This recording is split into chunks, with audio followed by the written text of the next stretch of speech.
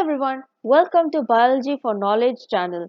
Today we are going to discuss another chapter from the NCERT textbook of Standard 10th, chapter number 6, Life Processes. So before we move on to life processes, first we'll have to discuss what is the criteria that decides whether something is alive. So the most important criteria to decide whether something is alive or not is the movement. All living things move without any help of an external force. Some movements are easily visible, like, for example, your movements of the body parts, and some movements are not easily visible, like the molecular movements. So, the molecular movements in the cells and tissues are the necessary for all life processes. So, what are life processes? Life processes are the basic information processes in every living organism that are necessary for maintenance of their life. So the basic life processes are nutrition, respiration, transportation, and excretion. So nutrition is the process of taking food by an organism and its body utilization for life process. Respiration is the process by which food is burnt in the cells of the body with the help of oxygen to release the energy. Transportation is the process by which food, oxygen, water, waste products are carried from one part of the body to other, and excretion is a process where waste products are removed from the body. So let us go through this transportation, these life processes one by one. The first life process we have is nutrition. So what is nutrition? Nutrition is the process of by an organism taking food and then its body's ability to utilize that food to build the body for growth, repair the damaged body parts, and for energy. So every living thing on earth depends on carbon rich molecules, and most of the food available are all carbon based molecules. So the outside raw materials used by living organisms are food, water, and air. So modes of nutrition. Based on the mode of nutrition, the organisms are divided into two types. You have autotrophs and heterotrophs. So, autotrophic nutrition is a mode of nutrition where organisms prepare or synthesize their own food from simple inorganic substances like carbon dioxide and water in presence of sunlight and chlorophyll. In other words, they say autotrophs have the capacity or the capability to synthesize their own food with the help of photosynthesis. For example is all green plants and some bacteria. The second we have heterotrophic nutrition. Heterotrophic nutrition is a nutrition mode where organisms get their food directly or indirectly from plants. So example you have all animals, fungi and some bacteria. Again heterotrophic nutrition is divided into three main categories. You have saprophytic, parasitic, and holozoic nutrition. In saprophytic nutrition, where organisms get their food from dead and decaying matter, so they break down the food from the outside their body and then absorb it. For example, mushrooms, bread mold, and yeast, they are well known examples of saprophytes. So, parasitic nutrition is where organisms get their food from the living host. So, without killing the living host, they get the mode of the food. For example, is cuscuta, ticks, lice, orchids, leeches, plasmodium, etc. So, holozoic nutrition is where organism takes the food directly and then digests and absorbs it. For example, you have amoeba, paramecium, humans, etc. You all these all come under holozoic nutrition. So let us see nutrition in plants. So plants we all know are autotrophic in nature because they are able to synthesize their own food with the help of photosynthesis. So what do you mean by photosynthesis? Photosynthesis is a process where plants synthesize their own food using carbon dioxide and water in the presence of sunlight and chlorophyll. So the food prepared is carbohydrate that is stored in the form of starch, and oxygen is released in this process. So the equation of photosynthesis you have is 6 molecules of carbon dioxide plus 12 molecules of water reacted with the help of sunlight and chlorophyll. You get C6H12O6, which is glucose, with 6 molecules of water and 6 molecules of oxygen. So the process of photosynthesis is it involves 3 steps only. They are absorption of light energy by chlorophyll, conversion of light energy into chemical energy by splitting up of the water molecules into hydrogen and oxygen, and reduction of carbon dioxide by hydrogen to form carbohydrates. So if you see here, the solar energy from the sun is being absorbed by these leaves with the help of the chlorophyll, and carbon dioxide is also being taken by the plants, and water is taken from the plants from the soil with the help of the roots. So this is and photosynthesis takes place in the leaves with the help of sunlight and chlorophyll. This carbon dioxide and water is being utilized to form glucose, which is a 6 molecule carbohydrate, and that is stored in the form of starch, and then 6 molecules of water and oxygen is released back into the atmosphere. So what is chlorophyll? Chlorophyll are the green pigments that are present in the leaf, which are actually stored in the plastid-like structure, green dot-like structure called chloroplast that contains chlorophyll. That is, only when you observe a cross section of leaf under a microscope, you can see a cells containing like green dot-like structure. Those dot-like structures are called chloroplast that contains the green pigment called the chlorophyll. So what is stomata? Stomata are the tiny pores present in the leaves through which the gaseous exchange takes place. So each stoma has a pair of guard cells which controls the opening and closing of the stomatal pore. So if the water enters into the stomata, the guard cells starts to swell up and causes the opening of the stomatal pore.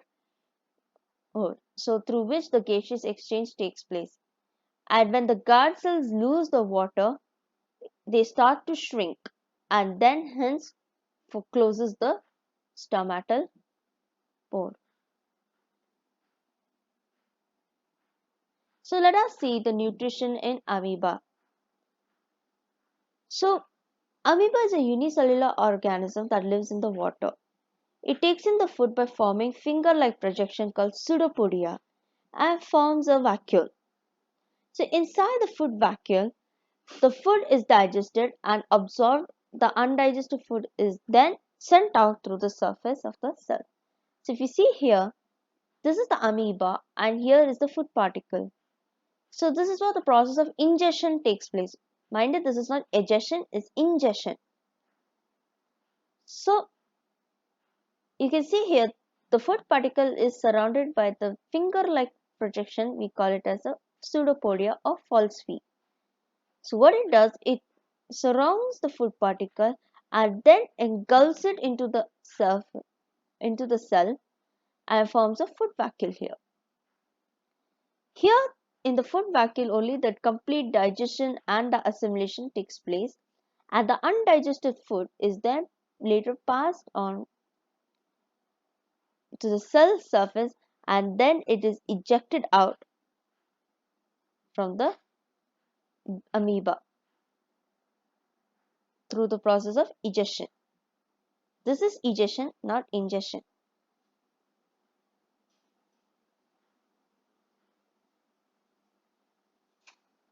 So nutrition in human beings. So nutrition in human beings takes place in the digestive system, which consists of the alimentary canal and the glands that produce the enzyme which involves in the breakdown of food into smaller molecules. So the main organs in the digestive system are the mouth, esophagus, stomach, small intestine, large intestine, and anus. The main glands are the salivary glands, gastric glands, liver, pancreas, and the intestinal glands. If you see here, this is the mouth, and here are the salivary glands.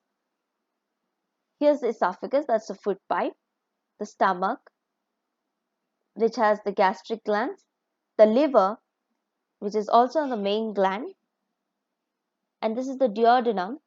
This is the C-section of the between the small intestine and the stomach. The pancreas, which is another gland that secretes, and this is the small intestine that has the intestinal glands. This is the large intestine, and this is the anus. This part is the rectum. So if you see here in the mouth, the food is broken down into smaller particles by the teeth and is mixed with the saliva from the salivary glands. So the saliva which is secreted from the salivary glands contains an enzyme called salivary amylase that converts starch to sugar. Then the food is passed through the esophagus into the stomach. So in the stomach only, the gastric glands will produce the gastric juice that contains the enzyme called pepsin, hydrochloric acid, and mucus. Pepsin breaks down the proteins. Hydrochloric acid makes the medium acidic and helps in the action of pepsin. Mucus protects the walls of the stomach from the action of the acid. Then the food passes from the stomach to the small intestine. So the C-section, that is the upper part of the small intestine, is called the duodenum. So the food is mixed with the bile from the liver and the pancreatic juice from the pancreas. Bile breaks down the fats into smaller globules. Pancreatic juice contains enzymes called trypsin and lipase. Trypsin breaks down the proteins and lipase breaks down the fats. In the small intestine only the complete digestion takes place. So this is where the small intestine contains the glands called the intestinal glands that produces the intestinal juice. So the enzymes of the intestinal juice converts the carbohydrates into glucose, fats into fatty acids or glycerol, and proteins into amino acids. So the walls of the small intestines have several finger-like projections called as the villi that has the blood vessels which helps in increasing the surface area for absorption of the digestive food. So this digestive food is then absorbed by the blood and is transported to all cells of the body. And what happens to the undigested food is then this undigested food is passed into the large intestine. So in the large intestine only the water from the undigested food is absorbed and the waste material is then removed through the anus. Let us look through the other life process we called as respiration. Respiration is the process by which the food is burnt in the body with the help of oxygen to release energy. So it takes place in the mitochondria of the cell. So the energy released during the respiration is used for ATP synthesis, which is adenosine triphosphate, from the ADP molecules and inorganic phosphate. So the equation is adenosine diphosphate plus inorganic phosphate. With the help of energy from the respiration, you get adenosine triphosphate. So energy is stored in the cells in the form of adenosine triphosphate molecules. So when the cells need the energy, the ATP is broken down in the presence of water to form ADP and energy is released. So ATP in the presence of water gets lysed or broken down to form ADP and releases the energy. So ATP is otherwise known as the energy currency of the cell. The types of respiration we have are basically divided into two types. We have aerobic and anaerobic. In aerobic respiration, it takes place with the presence of oxygen. So this produces carbon dioxide, water, and energy. So this aerobic respiration occurs in most organisms, and this occurs in the mitochondria of the cell. So what happens is like in aerobic respiration only, the glucose in the presence of oxygen in the cytoplasm gets converted into pyruvate, and then in the pyruvate which is in the mitochondria in the presence of oxygen gets converted into the carbon dioxide, water, and then releases the energy. Then the other respiration we have is the anaerobic. From the word anaerobic you can make it out, it takes place in the absence of oxygen. So what it does, it produces less energy. So the end products of anaerobic respiration are lactic acid or ethanol, carbon dioxide, and energy. So where anaerobic respiration takes place is mostly in the muscle cells and yeast. In case of muscle cells, glucose is broken down in the presence of oxygen in the cytoplasm to form pyruvate. So in the muscle cells, in the absence of oxygen, it gets converted into lactic acid and energy. This accumulation of lactic acid is what we call as cramps. In yeast, glucose is converted into pyruvate in the presence of oxygen, and once in the absence of oxygen, the pyruvate is converted into ethanol, carbon dioxide, and energy. That process is what we call it as fermentation, which is applied in most of the industries of baking, brewing, etc. So if you see the breakdown of glucose in various pathways, it, glucose in the presence of oxygen will be converted into pyruvate and energy. So if you're going in the aerobic respiration, it will be in the this pyruvate gets converted in the mitochondria cells in the presence of oxygen to form glucose, water, and energy. Carbon dioxide, water, and energy. In case of the absence of oxygen in the muscle cells, it will be converted into lactic acid and energy. This is where the cramp formation takes place. And in the yeast cell, in the absence of oxygen, it will be ethanol, carbon dioxide, and energy. This is the fermentation.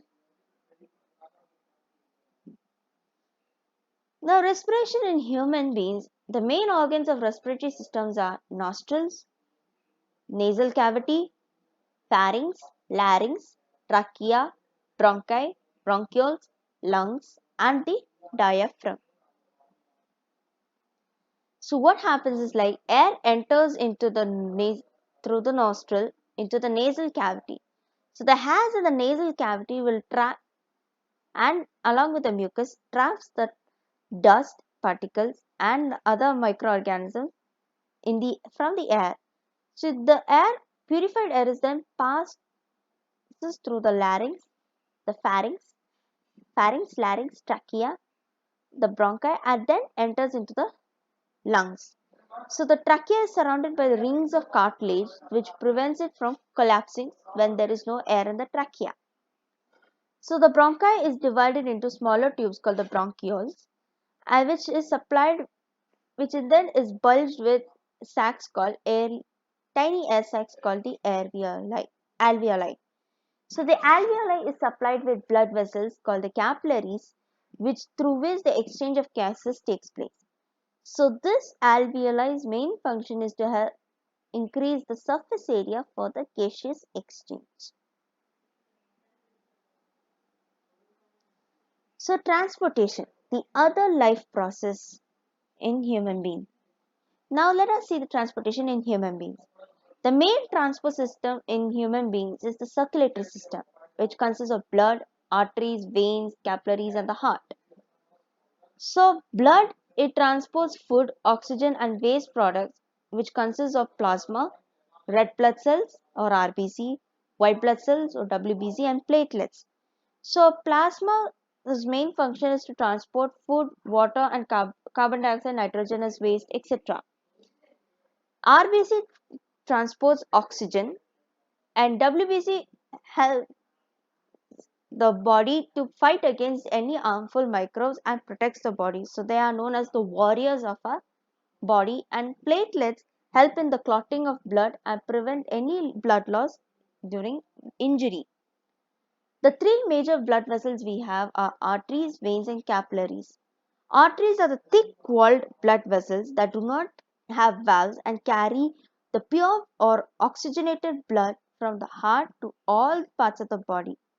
Except for one artery that carries deoxygenated blood is actually the pulmonary artery. Veins are thin-walled and have valves that carry impure or deoxygenated blood from all parts of the body to the heart. All the veins carry deoxygenated blood except for one vein, that is the pulmonary vein. Capillaries are very narrow blood vessels that connects the arteries and veins together. So the exchange of food, water, oxygen, carbon dioxide takes place between the blood and the cells through the capillaries. Now the heart is actually our human pump that is a muscular organ that pumps the blood from all parts of the body. And in the human heart, if you see the structure, it is divided into four chambers. The upper chambers are the atria and the lower chambers are the ventricles. Since the ventricle is divided into two sections with the help of a wall called the septum, and the walls of the ventricles are much thicker than that of the auricles or the atrium. So the right and left atrium and ventricles are separated by the septum wall. So this prevents the mixing of oxygenated and deoxygenated blood. So the atria and ventricle have valves between them to prevent the blood flowing backwards. See, this is the structure of the heart. You can see it like you have the superior vena cava and the inferior vena cava. This is the right atrium, the right ventricle. This is the septum. This is the aorta, the pulmonary vein. This is the pulmonary artery. And this is the left ventricle, and this is the left atrium. So if you see, like, pulmonary artery carries the deoxygenated blood from other parts of the body to the heart. And pulmonary vein is the one that carries oxygenated blood from the heart to other parts of the body.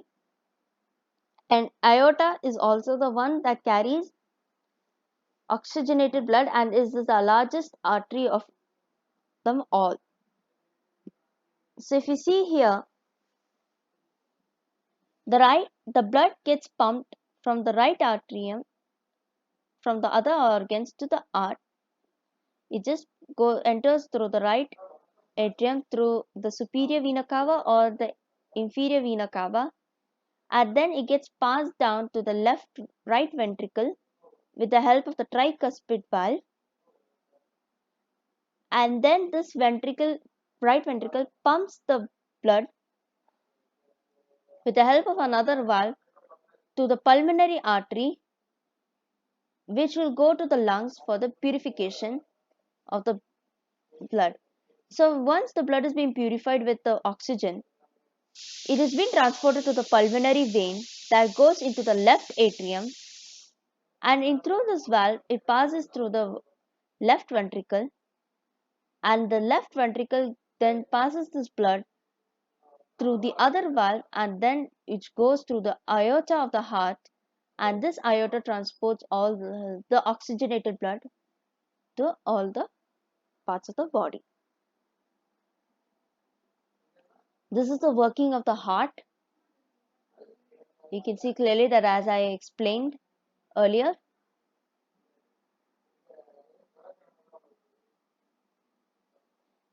So as I explained, it's like blood flow of the heart is twice in one cycle, so that we call it as a double circulation. So what happens is, like, when the left atria relaxes, the oxygenated blood from the lungs flows into it through the pulmonary vein. So when it contracts, the left ventricle expands and the blood flows into it. So then the left ventricle contracts and the oxygenated blood is pumped out through the aorta to all parts of the body. So after circulating all parts of the body, the blood rich in carbon dioxide, that is deoxygenated blood, it enters to the right atrium through the vena cava. That, as I mentioned to earlier, it can be superior or inferior vena cavas. So the right atrium contracts, the right ventricle expands, and the blood flows into it. Again, this right ventricle contracts, and the blood is pumped to the lungs through the pulmonary artery. The lung, in the lungs only, the carbon dioxide is removed and the oxygen is absorbed, and the oxygenated blood again enters the left atrium and the process repeats. So this is the blood flow is repeated twice, flows to the heart twice in one cycle, and that we call it as a double circulation. So if you see, next we are going to see another organ fluid called lymph. Lymph is actually a colorless fluid that presents in the intercellular spaces. It is formed from the plasma which is escaped from the capillaries. So lymph drains into the lymphatic capillaries and forms the lymph vessels and joins into the larger veins. So what does lymph does? It transports digested fats and drains excess fluid from the intercellular spaces back into the blood. So it contains lymphocytes which kills the germs and protects the body. So if you see the heart of the mammals, it is a four-chambered heart that has been divided with the septum. So that prevents the mixing. Whereas in case of the amphibians and reptiles, it is a three-chamber heart. And they don't have that mixing of blood. So they can tolerate some mixing. And whereas in case of fish, the heart is divided into two chambers and only the oxygenated blood is in the gills. So this is entirely different. So the structure of heart in fishes is entirely different from amphibians, and then it is and amphibians heart is entirely different from the humans. So this is how the structure of heart varies for different organisms. Now let us see plant transportation. In plants, the transportation of materials like food, water, and other waste products takes place through the conducting tissues. We call it as the xylem and phloem. Now let us see what xylem is. Xylem transports water and minerals from the roots to all parts of the plant. So it consists of xylem vessels and the trachees. This is the trachees that water and minerals enter the roots by diffusion. So then due to the transpiration only, the suction force helps the upward movement of the water and minerals. So this is how the movement of water takes place from the in the xylem. So xylem is found in the roots. So here water, it transports the water and minerals from the roots to all parts of the plants right here, and then water evaporates on the leaf surface. The upward movement of the plant water in the plant is actually the suction force. This is only occurs during the transpiration time. Now let us see phloem. What is phloem? Phloem is actually another tissues that transport the food from the leaves to other parts of the plant. That process we call it as translocation. So a phloem consists of a seed tubes and companion cells. This is the companion cells, this is the sieve tube. From the leaves only the food is transferred from the phloem into the phloem and xylem by the energy of ATP molecules. So due to the osmotic pressure only, the water enters the phloem and helps in the food transportation.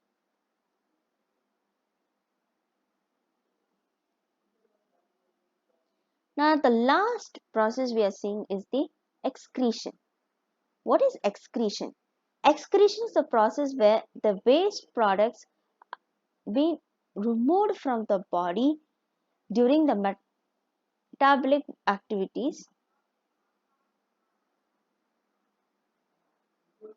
So in unicellular organism, the waste products are removed from the cells into the surroundings by diffusion, whereas in multicellular organism, the waste products are removed through specialized organs. So what it means, like excretion is a process where the waste products that have been produced by the body during the metabolic activities is removed from the body. So in case of unicellular organism, the waste products are removed from the cell through diffusion, whereas in multicellular organisms, waste products are removed through specialized organs. Now let us see how different organisms have excrete the waste products. So excretion in human beings, the excretory system consists of a pair of kidneys, a pair of ureters, a urinary bladder, and an urethra. So each kidney has a number of excretory units called the nephron. So the functional unit of the kidney is actually the nephron. So this is what, from the front view of the urinary tract, you see this is the kidney, and the tube is from the kidney. There's a tube called the ureter, which we in pair, and there's a balloon like structure, that is the urinary bladder. That's where your urine is stored, and this is the sphincter tube, and this tube part is called the urethra. This is where your urine gets excreted out.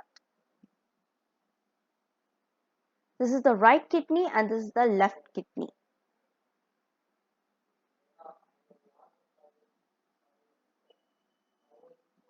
And this is the structure of nephron. If you see here, nephron is actually the structural and functional unit of the kidney.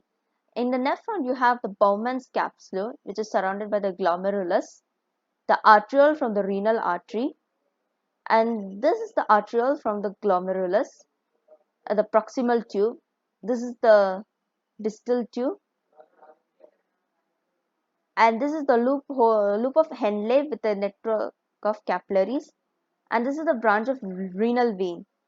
This is where your filtration of urine takes place, and from the urine only this urea, then the other nitrogenous waste are being filtered and then being filtered and removed from the urine. This is the collecting duct, and this is the another nephron connection part from the another nephron, and from here only the filtration of urine takes place. So nephron has a complex structure called the Bowman's capsule, which I have explained to you earlier, which has a bundle of capillaries called the glomerulus. So the Bowman capsule leads to the tubular structure that joins the collecting duct.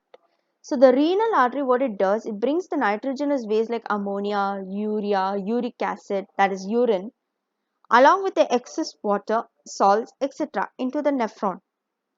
So what it does, it filters the nitrogenous waste, water and salts which passes through the tubular structure into the collecting duct.